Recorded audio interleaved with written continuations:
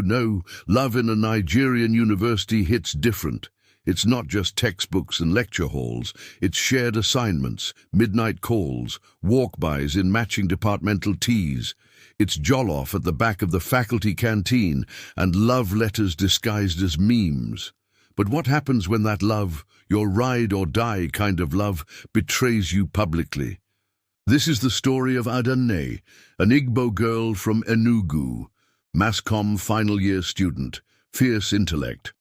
The kind of woman who believed in old-school love, loyalty, dedication, heart first, no games. And then she met Dapo, a Yoruba boy, tall, charming, tech-savvy, with a voice that made bad jokes sound like poetry. They met during a campus media exhibition. He fixed her broken laptop. She smiled. One casual convo turned into evening strolls. Then it became good morning texts, 3 a.m. confessions, shared goals, future plans. You know the vibe. They weren't just dating. They were building. Ada-nne believed. In the way a woman does when she thinks she's seen her destiny in human form. She cooked for him, fasted for his future, cleared out old male friends to respect the relationship. She gave him front row seats to her heart, unfiltered, honest, whole. And then one day, Fisayo walked in, final year law student, pretty, confident, armed with bold lashes and even bolder truth. Her words came out like thunder wrapped in silk. Dapo is mine. He proposed last week. You were just the distraction.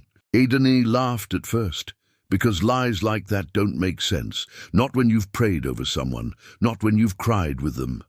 But then came the receipts, screenshots, voice notes, videos. Fisayo wasn't bluffing.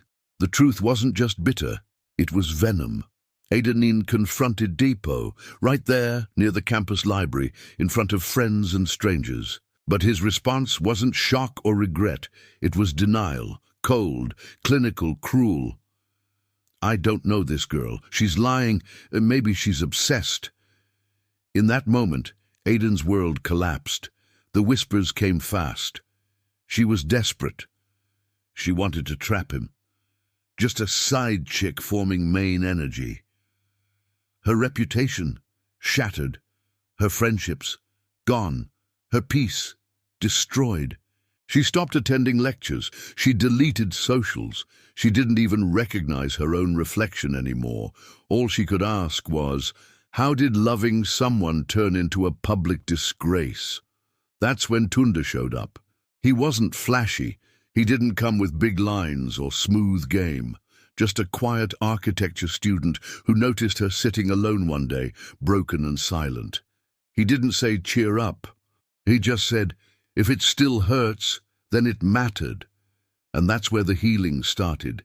He didn't rush her, didn't force the broken pieces back into shape. He sat with her in the silence, became her reminder that dignity could still exist in the aftermath of betrayal. Tunde didn't promise forever. He offered presence, and sometimes presence is more powerful than passion. Aiden still wonders if she'll ever love the same again, and honestly, maybe she shouldn't, because the same way she loved Dapo, completely, vulnerably, loudly, deserved someone who could hold that kind of intensity, not use it. And yet, here's the twist. Maybe her heartbreak wasn't a curse. Maybe it was a door. A hard, ugly, soul-shaking door that led her to a version of herself that's stronger, softer, and wiser. You see, the world loves to call emotional women weak. But loving deeply isn't weakness. It's rare. And rare doesn't mean wrong. It means priceless. So here's the question as you listen. Have you ever loved too loud? Have you poured yourself into someone who left your heart on read, not just on your phone, but in your life?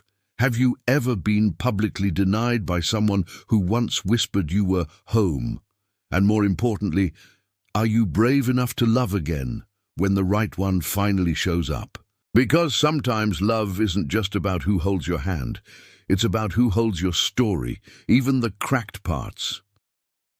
Ada-nne's story isn't a tragedy, it's a resurrection. And in the ruins of her heartbreak, something sacred is growing.